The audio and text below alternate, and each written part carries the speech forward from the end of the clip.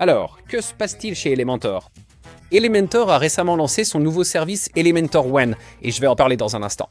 Mais en lisant ses commentaires, les gens n'ont pas l'air contents. À chaque mise à jour, vous perdez des clients. Vous m'avez perdu à 400 $ par an. Je paie pour voir des publicités tout le temps, de plus en plus de publicités. Voir un bouton de mise à niveau alors qu'on possède une licence pro est la preuve que des gens cupides et malhonnêtes travaillent pour Elementor. Arrêtez les publicités sur le tableau de bord, tout de suite. On déteste ça. On dirait que le sentiment général ici est assez négatif concernant cette sortie. Mais qu'est-ce qu'Elementor One? Alors, Elementor a récemment lancé ses nouveaux forfaits, Elementor One. Il s'agit essentiellement d'une tentative de rationaliser le processus de création de sites web en intégrant dans Elementor des outils capables de faciliter la conception web. Ils ont changé leur plan tarifaire encore et encore, et ils effectuent actuellement des tests AB sur plusieurs plans pour voir ce qui fonctionne et ce qui ne fonctionne pas. Donc ce qu'Elementor essaye de faire en ce moment, c'est de regrouper tous ces produits dans un seul plan tarifaire. Mais même si vous avez Elementor Pro sur votre site web, vous remarquerez un bouton de mise à niveau. Mise à niveau vers quoi? Nous avons déjà la version Pro. Elementor a récemment créé un nouveau plan qui offre un nombre illimité de sites web si l'utilisateur choisit le plan Agence, qui coûte environ 45 $ par mois, soit 540 $ par an. C'est une stratégie vraiment agressive. Les plans tarifaires précédents permettaient environ 1000 sites web pour 400 $. Le problème avec Elementor en ce moment, c'est qu'ils essayent de satisfaire deux types d'utilisateurs, les débutants et les non-débutants. Cependant, avec la nouvelle refonte de leur site web et la façon dont ils ont tarifé leur nouveau plan, je pense qu'ils essayent d'aller de l'avant et de s'adresser principalement aux agences et aux professionnels. D'accord, ils ont donc augmenté leur plan tarifaire. Mais qu'est-ce qui a changé? Vous obtenez l'accès à tous leurs plugins et à Elementor Pro pour un nombre illimité de sites web pour 140 $ de plus par an. Vous bénéficiez de leur plugin d'optimisation d'image, cet outil Angie qui vous donne un coup de main. Vous obtenez un outil de plugin pour l'envoi d'emails et cet autre outil qui aide pour l'accessibilité. Ils ont même présenté un nouvel outil qui vous permet de créer de nouveaux éléments Elementor. Ça a l'air sympa, mais en réalité ce n'est pas tout à fait vrai, mais nous y reviendrons plus tard. Donc ça ne semble pas si mal, n'est-ce pas? Je veux dire, tous les influenceurs sur YouTube ont l'air contents. Alors pourquoi tout le monde est si en colère? Vous obtenez tous ces nouveaux plugins sympas, n'est-ce pas? Elementor a eu du mal à promouvoir ses outils au cours de l'année dernière. Elementor a essayé de trouver de nouveaux moyens de monétiser son constructeur de pages. Ils ont constamment affiché des notifications de mise à niveau pour leurs outils supplémentaires dans l'interface d'administration, ce qui rend les gens fous.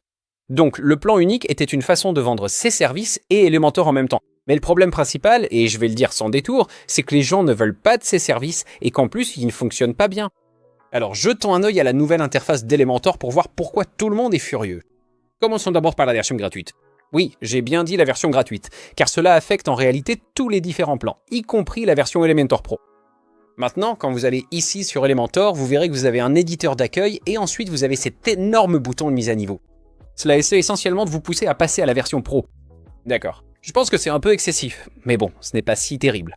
Maintenant, l'un des problèmes principaux ici, quand j'ai utilisé la version gratuite pour la première fois, c'est la quantité de boutons de mise à niveau. D'habitude, avec la plupart des extensions, ils vous donnent une seule option pour passer à la version supérieure. Mais ici, nous avons la mise à niveau numéro 1, numéro 2, numéro 3, numéro 4, numéro 5 et numéro 6. Et en plus de ça, ils ont fait une notification impossible à ignorer, ce qui, je pense, va à l'encontre des directives de WordPress.org, qui vous demande de laisser des avis, et je pense que cela devrait en fait pouvoir être ignoré. Non, je n'en suis pas sûr, mais je suis presque certain que c'est une directive de WordPress.org. Maintenant, une fois que vous arrivez sur cette page, elle va simplement vous inviter à utiliser tous ces services.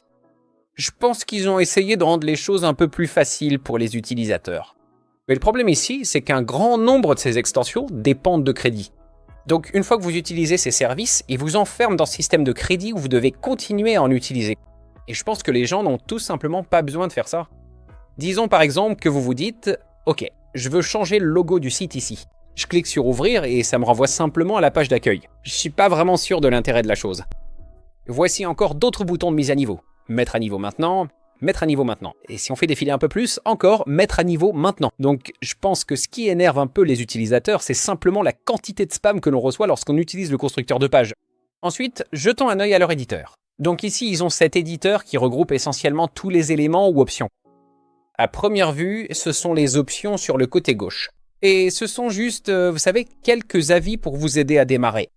Encore une fois, nous avons beaucoup de publicité. Nous avons une publicité juste ici. Nous avons une publicité juste ici. Et nous avons aussi une troisième publicité juste là. Donc nous avons 3 publicités sur une seule page. Mais on peut aller ici et en ajouter une 4e. Donc maintenant, nous avons 4 boutons de mise à niveau sur l'écran. Encore une fois, je trouve que c'est un peu excessif, surtout si vous voulez juste vous lancer. Et vous savez, juste explorer le constructeur lui-même. Et encore une fois, ils ont cet avis ici qu'on ne peut pas fermer. Mais en parlant de l'éditeur ici sur le côté gauche, ils ont complètement repris les options et les ont ajoutées ici. Personnellement, je n'aime pas vraiment la palette de couleurs actuelle. Je trouve que le noir et blanc est tout simplement trop agressif pour les yeux. J'adorerais voir un mode sombre s'ils pouvaient en introduire un ici. En gros, ici, ils ont juste déplacé les options dans leur propre éditeur.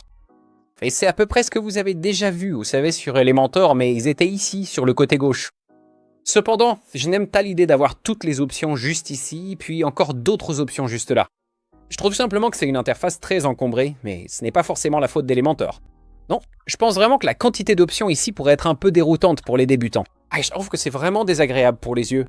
Cependant, vous pouvez le réduire juste ici et accéder simplement à ces icônes pour vous aider. Je pense qu'ils auraient peut-être dû faire ça dès le début, au lieu d'avoir tout ce texte juste ici. Je n'aime pas non plus le texte en noir et blanc. Je trouve juste qu'il y a beaucoup trop de texte ici. Ça me fatigue un peu les yeux. Mais essentiellement, c'est là que vous iriez pour accéder aux nouveaux éléments ou options. Les options d'Elementor n'ont pas changé, ils ont simplement restructuré l'interface ici. Oh, regardez, de nouvelles publicités. Encore plus de publicités. Très bien, super. Mise à niveau, encore plus de mise à niveau. Mais c'est ce que vous aurez maintenant dans la version gratuite d'Elementor.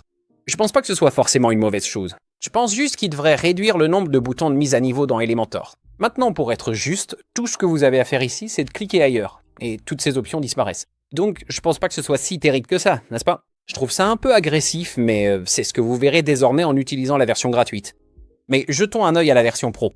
Très bien, super. Je viens donc d'installer Elementor Pro sur mes nouveaux sites web. Mais qu'est-ce que c'est que ça? Mise à niveau? Mise à niveau de quoi? J'ai déjà acheté Elementor Pro. Je sais pas trop pourquoi. Elementor a pensé que c'était une bonne idée de mettre un bouton de mise à niveau ici alors que l'utilisateur a déjà activé sa licence. En fait, ce qu'ils essaient de faire ici, c'est de vous pousser à passer au forfait One. Donc vous avez bien Elementor Pro. J'ai vu sur Reddit que cela causait beaucoup de confusion auprès des agences et de leurs clients. Parce que beaucoup de clients vont voir ça et se dire « Attends une minute, j'ai déjà fait la mise à niveau. Est-ce que vous utilisez la version Pro? Vous m'avez menti. » Il pourrait y avoir beaucoup de divergences entre les agences et leurs clients. Donc ouais, je pense qu'ils doivent complètement supprimer ce bouton si vous avez déjà Elementor Pro. Maintenant, à part ça, rien d'autre n'a changé. Donc si vous cliquez sur le constructeur de thème, cela activera effectivement le constructeur de thème où vous pourrez personnaliser chaque partie de vos sites web. Et rien d'autre n'a vraiment changé dans la version Pro. Le seul gros inconvénient ici, c'est que si vous passez effectivement à la version Pro, vous allez vous retrouver avec ce gros bouton de mise à niveau. Maintenant, j'ai aussi vu beaucoup d'utilisateurs se plaindre qu'ils veulent que Elementor se concentre sur son produit. Et laissez-moi vous donner un exemple de ce dont il parle. Je vais juste créer un en-tête de base pour mon site web, d'accord? En utilisant le constructeur de thème. Et tout de suite, vous verrez que, vous savez, nous avons cette interface rose ici, et elle bloque le menu. Pourquoi n'ont-ils pas simplement mis le constructeur d'en-tête ici, en bas, là où vous pouvez avoir un contrôle total dessus? Pourquoi est-ce en haut, en conflit avec ces autres options? En fait, si je clique sur plus... Attendez. Laissez-moi revenir en arrière. Ici, je vais fermer ça. Attendez, je peux pas le fermer. Vous voyez, je peux pas le fermer parce que ce bouton me gêne, n'est-ce pas? C'est donc exactement de ça dont je parle. Genre, il devrait se concentrer sur ce genre de choses plutôt que sur ces produits gadgets qui sortent. Aider pour la délivrabilité des emails. Je ne peux pas créer d'en-tête personnalisée. Vous savez, je paye pour la version pro. Je peux pas créer un en-tête personnalisé. Qu'est-ce qui se passe? Bref, allons voir ce qui se passe ici. Donc je vais juste mettre une ligne à 2 colonnes. Je vais-t-il regarder ça? Ça entre totalement en conflit avec le menu. Et la seule façon de vraiment contourner ça, c'est de prendre le navigateur et de dire « Je veux que l'en-tête soit au-dessus du conteneur », n'est-ce pas? D'accord, très bien, c'est bon? Très bien. Là, laissez-moi fermer tout ça, d'accord? Mais disons que je veux le conteneur au-dessus de l'en-tête. Donc je veux mettre quelque chose au-dessus de l'en-tête. Peut-être introduire une deuxième ligne. Là, je vais mettre le conteneur au-dessus de l'en-tête et vous allez voir que pratiquement rien ne change. Donc ce sont des choses comme ça sur lesquelles Elementor doit se concentrer. Aux personnes qui se plaignent dans les commentaires, je suis tout à fait d'accord sur le fait qu'ils doivent se concentrer sur ce constructeur car il est défaillant. Je n'arrive littéralement pas à créer un en-tête personnalisé et je sais qu'ils vont dire « Oh, tu ne t'y prends pas bien, il faut faire ceci, il faut faire cela ». Si un débutant rencontre ce genre de problème, c'est que le produit n'est pas fini, non? Franchement, c'est un produit inachevé, car je peux même pas cliquer sur le bouton plus. Regardez, je clique. Regardez, je veux que vous voyez. Je clique ici et il se passe rien, vous voyez? C'est donc un exemple de la raison pour laquelle les utilisateurs sont très frustrés par Elementor, car lorsqu'il s'agit de ce genre de choses, ils ne corrigent pas le constructeur. Maintenant, avant d'aller plus loin, parlons d'abord du plan tarifaire. Alors, qu'est-ce qui a changé? En faisant défiler vers le bas, vous verrez qu'ils ont introduit un plan pour moi-même et aussi pour la création de sites pour des clients.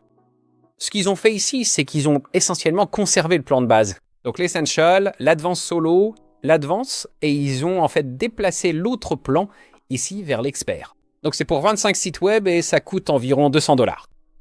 Si vous regardez les options tarifaires précédentes, ils avaient pratiquement la même chose, n'est-ce pas? Donc ici, ils avaient l'Essential qui était à 5 $, l'Advanced Solo à 7 $ pour un site web, et ensuite le plan Advanced à 99 $ pour 3 sites web. Donc ces plans sont toujours là, n'est-ce pas? Dans la section Création pour moi-même, le plan Advanced est toujours exactement le même. Maintenant, ici, vous remarquerez qu'ils ont l'option pour 25 sites web et pour 1000 sites web. Donc ce qu'ils ont fait, c'est... D'accord, ils ont le plan Expert, qui vous donne accès à 25 sites web pour environ 200 $. Donc c'est pratiquement la même chose. Ici, pour la partie Création pour des clients. C'est la même chose, 25 sites web pour environ 200 $. Maintenant, ce qu'ils ont fait ici, c'est qu'ils ont décidé de prendre le plan pour 1000 sites web et ils l'ont fusionné avec l'offre illimitée. Donc en gros, ce plan est à 200 $, n'est-ce pas? Mais si vous voulez un 1000 sites web, le prix grimpe alors à environ 400 $. Ce qu'ils ont fait ici, c'est qu'ils ont essentiellement pris ça et en ont fait un plan supplémentaire. Donc celui-ci, juste là, est pour un nombre illimité de sites web. 1000 sites web, c'est la même chose et il facture 45 $ par mois. Donc le prix final sera d'environ 540 $ par an. Le prix est donc passé de 400 $ à environ 540 $, mais vous obtenez l'accès à leurs autres extensions. C'est donc là la principale différence. Je n'aime pas ce plan parce qu'en réalité, je ne veux pas être forcé d'entrer dans leur écosystème de crédit, et c'est exactement ce qu'ils essayent de faire. Ils essaient de rendre les utilisateurs dépendants des crédits pour soutirer plus d'argent à leurs clients, et ce n'est pas forcément une mauvaise chose. Je pense simplement que ce n'est pas la bonne direction pour les développeurs. Parce que s'ils créent cet outil pour les développeurs, ils devraient déjà savoir que les développeurs n'utilisent pas d'outils d'IA, ils n'utilisent pas de constructeurs d'IA, ils n'utilisent rien de tout ça. C'est ce que les débutants utilisent, non? Donc ils font un pas en avant, mais ils font aussi un pas en arrière. Ils avancent avec les développeurs, mais ils introduisent des plans pour les débutants. Très déroutant. Et c'est là que le problème se pose, n'est-ce pas? Quand ces produits commencent à interférer avec le constructeur de page et à détourner l'attention de leurs produits principaux, je vois ça comme un problème. L'objectif principal d'Elementor One est de vous rendre dépendant des crédits. Le travail numéro 1 d'Elementor ici est de vous faire dépenser plus d'argent. Chaque fois que vous optimisez une image, utilisez un outil d'IA ou générez du contenu par IA, cela coûte des crédits. Chaque forfait est accompagné d'un nombre spécifique de crédits. Et une fois que vous avez épuisé votre quota, vous recevrez d'autres notifications vous suppliant d'acheter plus de crédits et de dépenser plus d'argent. Et le pire, c'est que ces crédits ne sont pas reportables. Si vous ne les dépensez pas, vous les perdez. Alors, cela aurait pu fonctionner peut-être il y a 5 ou 6 ans, mais il existe tellement d'outils aujourd'hui qui peuvent faire tout cela gratuitement. Je peux installer le plugin Sirifonite Accelerator et cela optimisera instantanément l'ensemble de mes sites web, y compris toutes les images et la compression GVIP. Alors, pourquoi dépenserais-je des crédits chaque mois alors que je peux simplement utiliser ce plugin gratuitement? Si vous voulez générer du contenu par IA, allez simplement sur ChatGPT et générez du contenu. Pourquoi paierais-je d'Elementor pour faire ça? Encore une fois, ça n'a aucun sens. Je peux générer des images gratuitement en utilisant Nano Banana et Gemini. Donc encore une fois, pourquoi dépenserais-je des crédits Elementor chaque mois alors que je peux simplement le faire gratuitement? Ça n'a aucun sens. Oh, un plugin Anji. Soyons honnêtes ici, d'accord? Je vais utiliser le plugin Anji. Il est installé sur mes sites web et je vais lui donner quelques tâches, d'accord? Crée-moi 3 pages pour mes sites web. Créer une page d'accueil, une page à propos et une page de contact. Très bien, appuyons sur Entrée. Voyons juste ce qui se passe ici. Que s'est-il passé? J'ai appuyé sur Entrée. Ah d'accord, ça y est, d'accord. Jetons un coup d'œil ici. Très bien.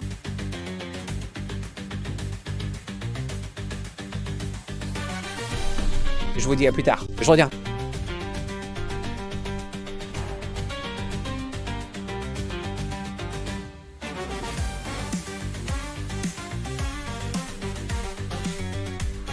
Bon, je vais me prendre un café taille. C'est du thé taille en fait. Donc je vais juste attendre que ces pages, vous savez, enfin se créent. Waouh, Anji, qu'est-ce qui se passe aujourd'hui? Tu dors? T'as sommeil? T'as sommeil, ma grande? Qu'est-ce qui se passe? Je vais pas monter cette vidéo. Ok, je ne vais pas la monter. Je vais vous montrer la galère. Très bien, vous allez endurer cette galère avec moi. Bon, on va endurer cette galère ensemble, d'accord? Alors, Anji, quoi de neuf? Qu'est-ce qui se passe ici? Très bien.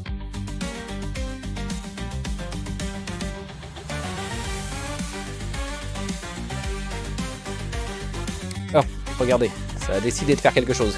Très bien, c'est cool.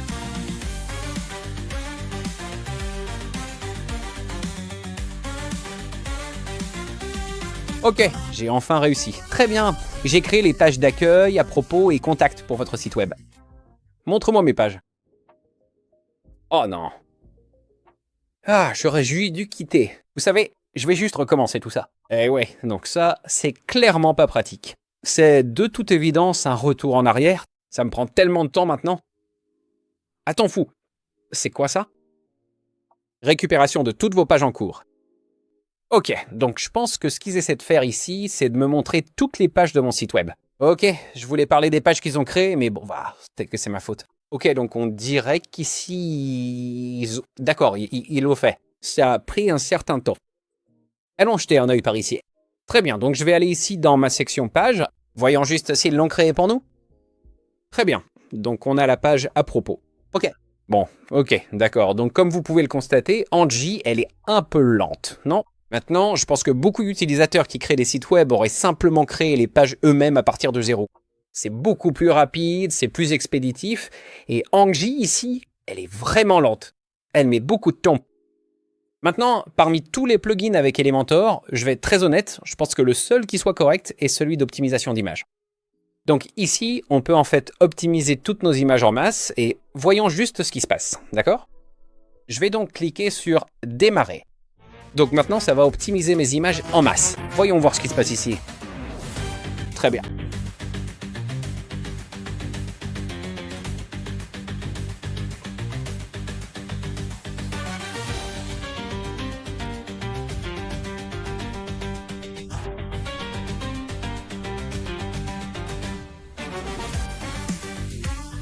Eh bien, je ne sais pas ce qui se passe ici.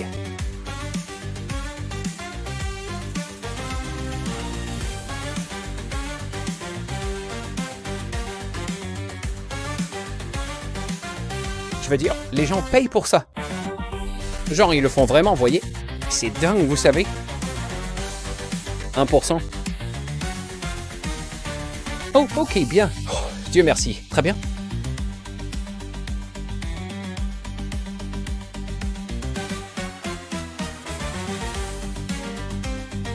Ok, ça va prendre pas mal de temps. On est toujours à 0%. Encore une fois, vous pouvez faire tout ça avec le plugin qui le fera instantanément en genre moins de 10 secondes. Donc je veux dire, tout ça est en attente ici. Je ne veux vraiment pas laisser cette vidéo tourner et la rendre trop longue. Je suis juste en train de démontrer le fait que c'est un inconvénient pour la plupart des utilisateurs. La plupart des utilisateurs voudront pas rester là à attendre 1 heure que les images s'optimisent, alors qu'ils peuvent facilement le faire eux-mêmes, ou installer un autre plugin qui le fera bien mieux. Donc je vais vous dire, je vais juste laisser ça comme ça. Je reviendrai dessus un peu plus tard, en espérant que ce soit terminé. Et parlons de la chose qu'Elementor a faite, que je trouve très louche. D'accord. Et voici la vidéo de démonstration qu'il propose. Cela s'appelle des widgets personnalisés avec l'IA. Maintenant, à première vue, cela ne peut être interprété que d'une seule façon. D'accord. Cela peut être interprété comme le fait que vous pouvez créer des widgets personnalisés avec l'IA. Je veux dire, c'est littéralement le titre, des widgets personnalisés avec l'IA. Donc je vais être très clair ici. Allons-y, lançons la vidéo. Très bien. D'accord. Créer des widgets accordéons d'images. Rendez-le interactif. Donc, créer des widgets accordéons. D'accord. Donc, ils disent essentiellement à Angie de créer un nouveau widget pour Elementor, n'est-ce pas? Je veux dire, il n'y a pas d'autre façon d'interpréter cela.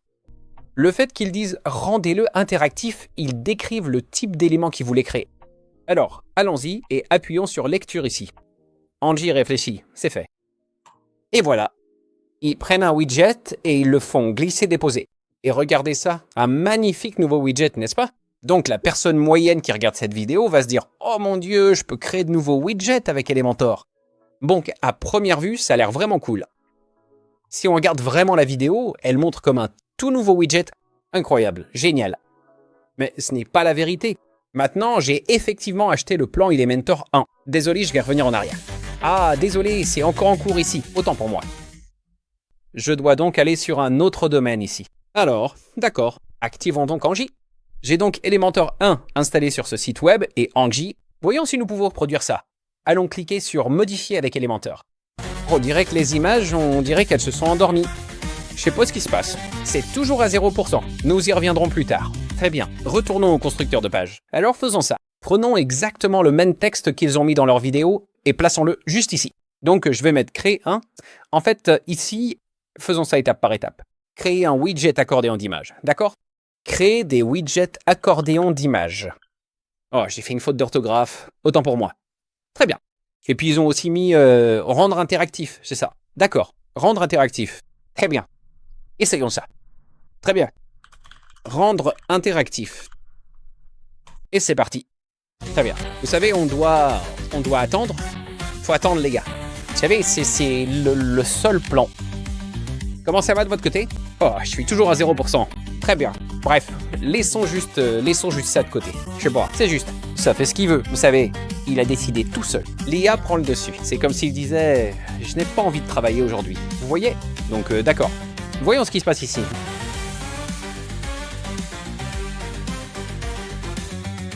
Très bien. Je déteste faire une vidéo si longue, les gars. N'hésitez pas à avancer la vidéo si vous voulez. Mais je dois laisser ça charger pour faire la démonstration. Ok, c'est parti. Pour créer un accordéon d'image interactif dans Elementor, vous devez utiliser le widget accordéon par défaut en ajoutant des images dans le contenu. Je recommande d'utiliser une extension comme Happy Add-ons. Quoi? Ils veulent que j'installe d'autres extensions tierces? Attendez une minute. Je veux qu'ils créent les leurs. Qu'est-ce qui se passe ici? Widget accordéon. Utilisez les widgets accordéon. Je vais juste cliquer là-dessus, je suppose.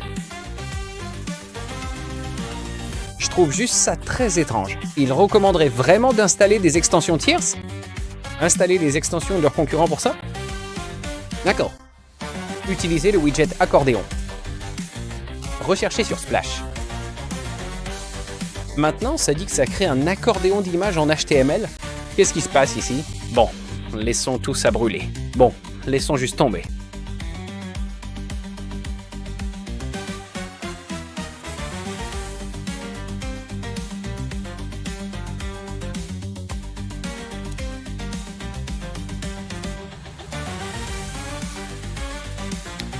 Ah là là. Comment se passe l'optimisation des images? Les gars, bon, ils sont toujours à 0. Bon, peu importe. Bon, donc évidemment, vous savez, hein, cette expérience est juste... regardez ça. C'est l'expérience moyenne des gens qui utilisent ce service. C'est affreux, vraiment affreux. Je ne paierai jamais pour ça. Mais je dis ça juste parce que je veux être honnête avec mon audience. Je veux pas rester là à dire les gars, Elementor a lancé un nouveau service. C'est génial. Et je pense qu'en faisant ça, Elementor, je veux dire, ça n'améliore pas le service. Ça rend les choses pires. J'ai ajouté un accordéon interactif à votre page d'accueil. Vous savez, je sais même pas ce qui se passe ici. Alors, laissez-moi vous dire ce qui se passe vraiment. En fait, j'ai envoyé un email à Elementor à ce sujet parce que quand j'ai vu ça pour la première fois... je suis désolé. Quand j'ai vu ça pour la première fois, ça avait l'air incroyable. Maintenant, il est possible qu'Elementor introduise cela à l'avenir. Je sais pas. Mais en fait, je leur envoyais un email en disant « Hé les gars, je trouve pas le créateur de widgets personnalisés par IA. Où est-il » Et voici ce qui s'est passé. Voici leur réponse. D'accord? Donc, pour le moment, Elementor Pro n'inclut pas de créateur de widgets personnalisés par IA, qui crée de nouveaux widgets. L'IA que vous avez peut-être vu dans la vidéo fonctionne à l'intérieur des widgets Elementor existants. D'accord. Donc, ce qu'ils disent ici, c'est qu'ils ont menti. Ils disent juste qu'ils ont menti en gros.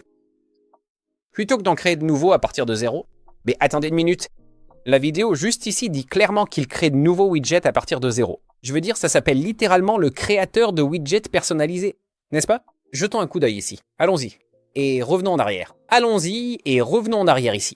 Les widgets personnalisés avec l'IA. Je veux dire, widget personnalisé égale nouveau widget. Donc en gros, ici, ils disent que ça ne peut pas créer de nouveaux widgets personnalisés. Ça ne peut pas ajouter de nouvelles lignes dans le panneau de widgets d'Elementor. Remarquez ici comment ils ont dit « pour l'instant ». Donc ils prévoient peut-être ça. Peut-être qu'Elementor était trop vite en besogne, non. Peut-être qu'ils ont juste décidé de montrer cette fonctionnalité et que c'est en cours de développement, mais que ce n'est pas là. Ici, pour le moment. C'est une possibilité très probable. Mais je pense que le fait qu'ils montrent ces vidéos sur quelque chose comme les widgets personnalisés avec l'IA, ils présentent le fait qu'Angie peut littéralement créer de nouveaux widgets. Mais c'est un mensonge complet. Très bien. Ce n'est pas vrai du tout. Donc ceci, encore une fois, est un mensonge complet. Laissez-moi le dire encore une fois. Un mensonge complet. C'est pourquoi beaucoup de clients ont un regard très amer envers Elementor, parce qu'ils font des choses louches et sournoises comme ça. Et je peux pas le défendre. Je peux pas le défendre, vous savez. Je veux dire, je suis un partenaire affilié avec ces gars-là, mais quand ils font des choses comme ça me met dans une situation où je peux tout simplement pas les défendre. Vous savez, ils mentent à leur public, voyez. Et vous savez, c'est vraiment difficile de donner une identité à Elementor. Ce n'est définitivement plus pour le débutant moyen, mais maintenant qu'il pousse ses outils d'IA auprès des développeurs, ce n'est pas non plus ce qu'ils veulent. Donc encore une fois, je ne sais pas ce qu'ils essaient de faire ici parce que n'importe quel développeur qui dirige une agence d'IA ne va pas utiliser Angie ou ses autres systèmes de crédit. Alors, faites-moi savoir ce que vous pensez d'Elementor et du plan One dans les commentaires ci-dessous. Je vous ai donné une position très claire. Je n'aime pas ces plans, je n'aime pas les produits, je trouve qu'ils sont nuls. Et vous savez, pour vous donner une preuve, aucun utilisateur ne voudra rester là pendant 30 ou 40 minutes juste à attendre que les images s'optimisent, alors qu'ils peuvent clairement le faire eux-mêmes ou juste installer un plugin qui peut le faire 10 fois mieux. Je ne veux pas être trop dur avec Elementor, mais en même temps, je dois être brutalement honnête. J'espère que vous avez apprécié cette critique. On se voit tous dans la prochaine vidéo, les amis. Prenez soin de vous.